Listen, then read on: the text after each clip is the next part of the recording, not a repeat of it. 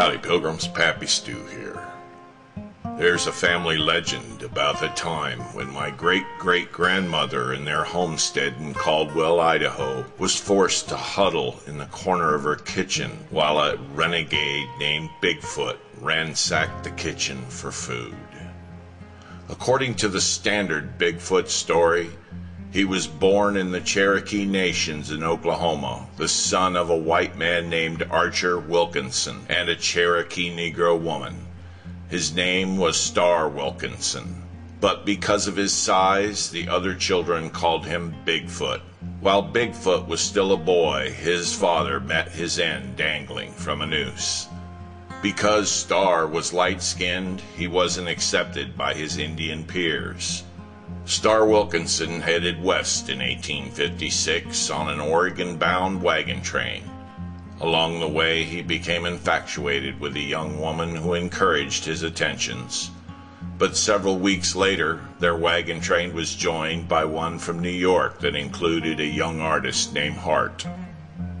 Hart began courting the woman who was the object of Wilkinson's attention.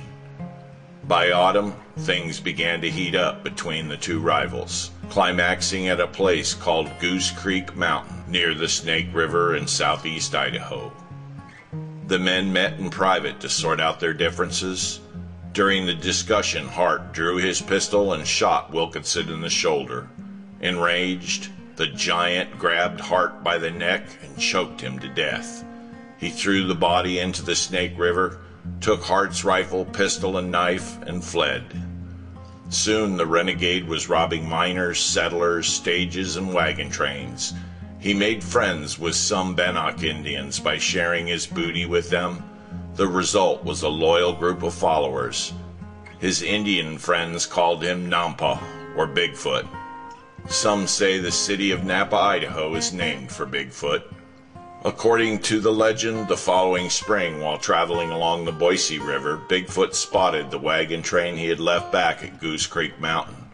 The group had wintered in the Boise Basin. Bigfoot rounded up about 30 of his Indian friends, plus a French trapper named Joe Louis. The raiders massacred all the members of the wagon train, including the young woman who had once claimed the giant's heart. When the carnage was discovered along the banks of the Boise, giant footprints were found in the sand.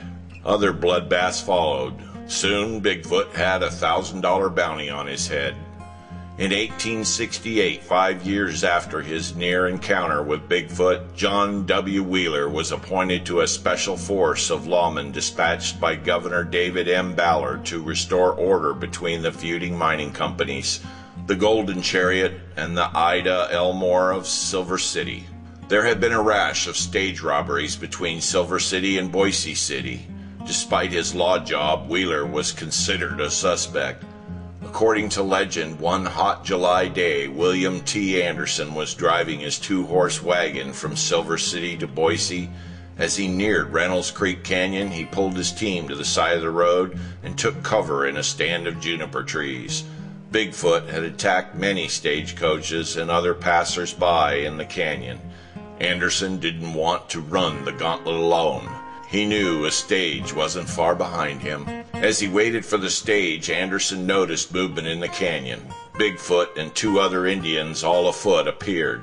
Suddenly, shots rang out from behind some boulders. Both Indians were killed and Bigfoot was wounded.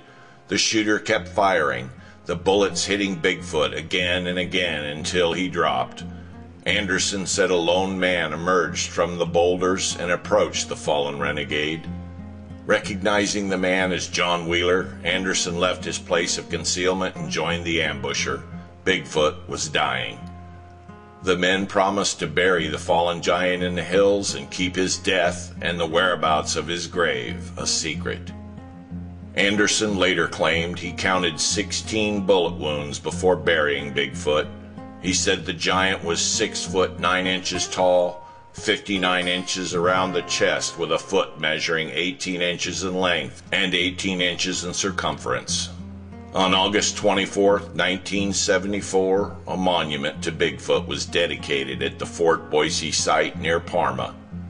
Governor Cecil Andrus presided over the dedication ceremony. Even if Bigfoot is nothing more than a figment of an outlaw's imagination, he has become an important part of the history of the Snake River Valley. PappyStu said it, and I'm out and on the side.